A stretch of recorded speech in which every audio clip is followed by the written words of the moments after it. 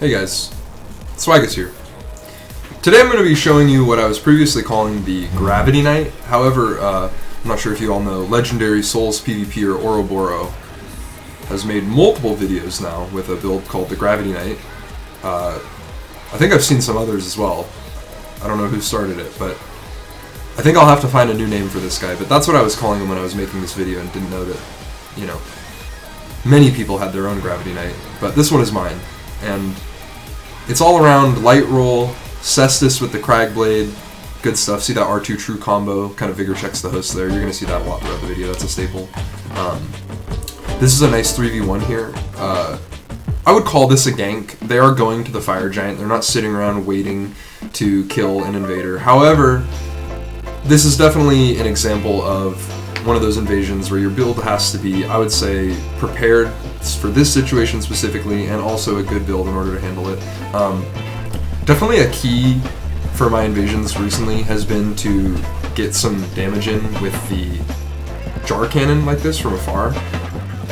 If you think about an invasion, especially a 3v1, it really is going to all boil down to a war of attrition, where the host has double your healing and the other two phantoms have the same amount of healing as you, so you're facing more than triple your healing resources, basically.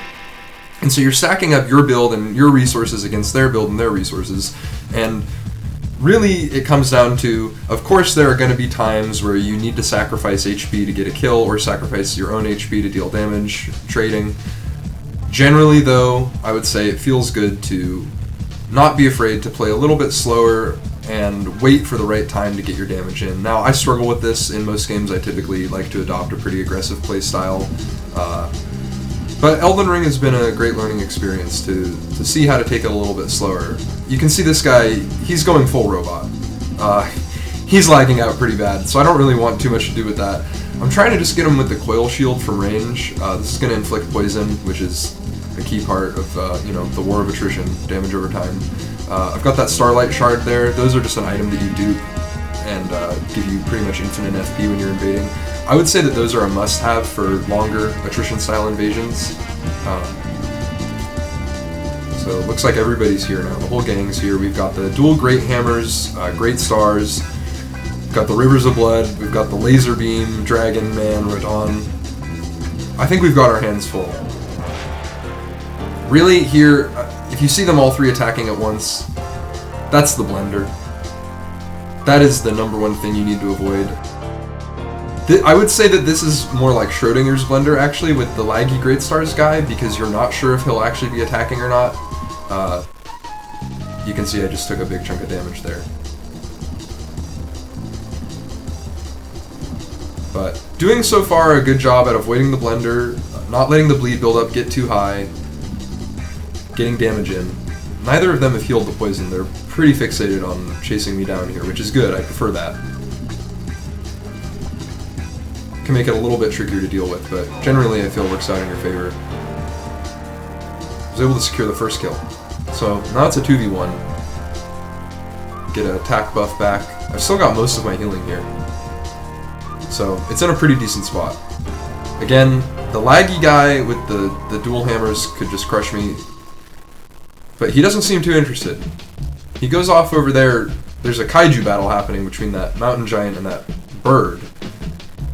And I guess he's a spectator because he goes and kind of just leaves his host, which, I don't know. The furled finger's there, in my mind at least, to protect the host, so I'm not sure what he was up to. But nice little chase down.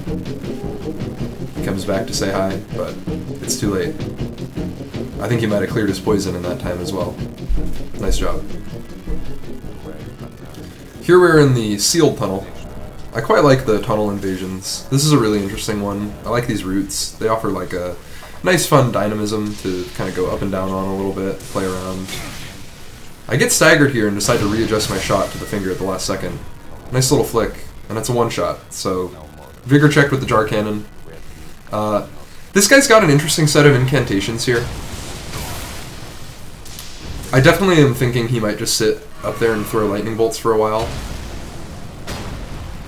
But you'll see he does something interesting with the madness here at a cool angle. I like it, at least. I've got these little vulgar militia guys. They're kind of hanging out, so I think he's just trying to maybe take care of them, get some damage in on me, you know, he doesn't seem too worried up there on his ledge. So I duck over here, force him to look at me in a different way, but he actually still has the angle, the Flame of Frenzy there. I don't know, I thought that one was pretty cute. There's some interesting sound cues that I won't go into in the video here, but I wasn't quite sure what was happening, and I couldn't see from the fog, but there it looks like he finally aggroed some of the minions. Looks like he fell down there, and not a good spot for him. So he's got to get to that ladder to get back out. There's a lot of enemies coming. And the jump attacks really finish him off. Not bad. I like the vulgar militia guys when they throw those little smoke pods. So yeah, now we're in the Altus Tunnel. Remember, he was called the Gravity Knight once upon a time, so he's got these Gravity Stone chunks and the Gravity Stone fans. You're going to see those in the next video as well here. R2 true combo on the Phantom. And a little bit of help from the PvE here. Finishes him off. Just sends in a little Glintstone bolt. Host just runs away. Too many monsters for him to deal with. He's got those dual poison spears, so definitely have to be a little bit careful. Here the Gravity Stone fan lets me get off my Physic. Pretty interesting item there. I do get poisoned pretty much immediately from the dual spears. They just have so much build-up. I don't even think I'm really worried about healing it here. I back off to the menu a little bit, and he sort of lets me. Maybe he's scared of aggroing the enemies or something. I'm not quite sure. But regardless, I take it as an opportunity to just buff all the way back up. Fine with me. I've got the coil shield now. So, poison proc on him too. Neutralize the game a little bit. The R2's always a good move. Comes out pretty fast, so you can actually get priority over a lot of other moves. And then I've got Light Roll, of course, Toxic, so I can get out when I need to. And it's just a little bit of a chase down here where I'm winning the trades, so even if I take some damage, and there it is, get the R2 to tidy it up. Here we are in the Altus Tunnel. This guy's got the dual Great Hammers, but I just swing a little bit faster than him.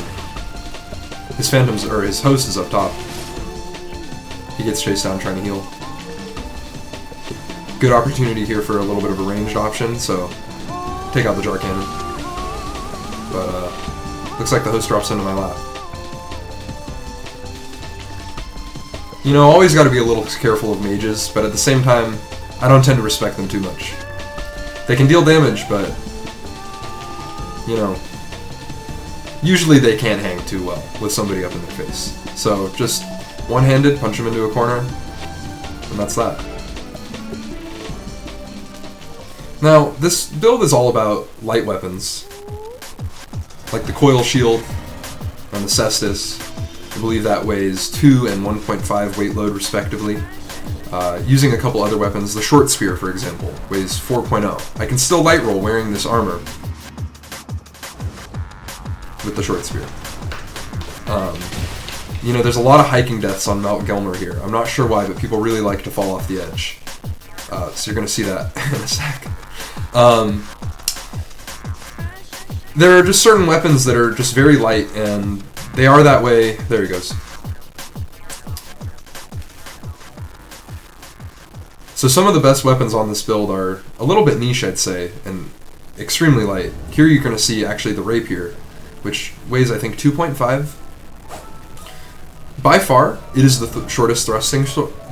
By far, it's the shortest thrusting sword, and I actually think it's extremely noticeable. However, it's got some other unique characteristics, which I'll touch on in a moment, and I enjoy using it. It's pretty thematic with the build. I mean, if he's the Gravity Knight because he uses light weapons, a small little Rapier, and then he covers it in rocks. I've got the Cragblade on the Rapier as well to increase the posture damage. You're going to see that actually come into play here with the shields. Thought it was pretty interesting. All of us were shield knights with thrusting swords, but I think mine's a little bit different from theirs.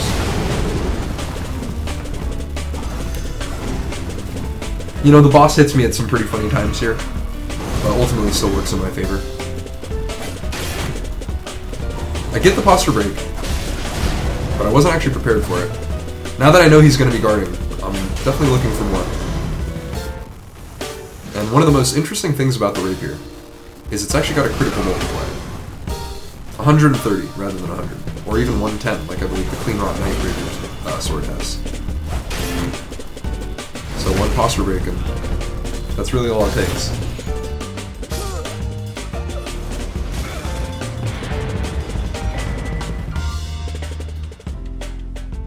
This last battle here is a duel in the Coliseum. I was doing a couple late night duels, queuing up back to back, ran into this person a few times in a row. We ended up landing on doing some fist matches. I thought it was a good example of that kind of dual hyperspace you can get into, especially when using the same weapon. It was a pretty close fight. He's using the Spike Caestus Frost Infused. That's definitely this build's weakest attribute, is the low resistance, I would say. Anytime you're wearing light armor in Elden Ring, you're going to be highly susceptible to the status effects that are in the game, so getting bled and frostbitten extremely easily, or madness. But ultimately, mechanics can still win out, especially in something like the Coliseum. He's got Raptors of the Mist, Ash of War. I find it a little bit hard to punish with light roll. Kind of like how Colossal Swords, they're a little bit hard to backstab with light roll. You might end up rolling a little bit too far. We seem to be trading damage pretty equivalently here. We're down to the last couple hits.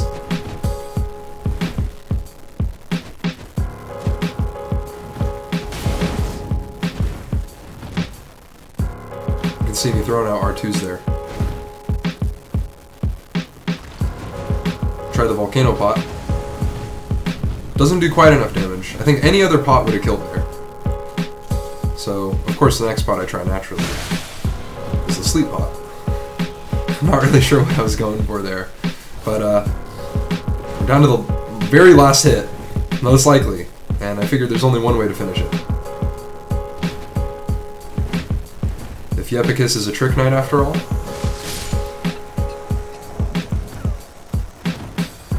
I'm going to be making another video soon. The Guts Cuck, Guts Greatsword. So look forward to that. See you in the next one. Swaggis out.